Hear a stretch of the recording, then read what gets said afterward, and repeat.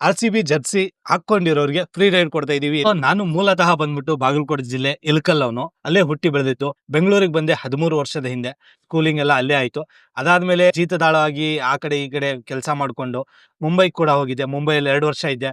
ಅಲ್ಲಿಂದ ವಾಪಸ್ ನಾನು ಬೆಂಗಳೂರಿಗೆ ಬಂದು ಡೆಲಿವರಿ ಬಾಯ್ ಕೆಲಸ ಅಮೆಝಾನ್ ಅಲ್ಲಿ ಕೆಲಸ ಮಾಡ್ಕೊಂಡಿದ್ದೆ. ಆಟೋ ಲೈನ್ ಅಲ್ಲಿ ಹೋಗ್ಬೇಕು ಅಂತ ಆಸೆ ಇತ್ತು. ಆಟೋ ಬಾಡಿಗೆ ರೆಂಟಲ್ ಆಟೋ ತಗೊಂಡು ಆ ಆಟೋನ ಮಾಡ್ಕೊಂಡು ಹೋಗಿ ಇವಾಗ 2 ಆಟೋ ಇದೆ. ಸೊ ಬೆಂಗಳೂರು ಅಂದ್ರೆ ನಂಗೆ ತುಂಬಾ ಇಷ್ಟ. ಆಟೋದಲ್ಲಿ ಏನಾದ್ರು ಕಂಟೆಂಟ್ ಮಾಡಬೇಕು ಅಂತ ನನಗೂ ತುಂಬಾ ಆಸೆ ಇತ್ತು. ಯೂಟ್ಯೂಬ್ ನೋಡ್ಕೊಂಡು ಎಡಿಟಿಂಗ್ ನ ಕಲಿತೆ.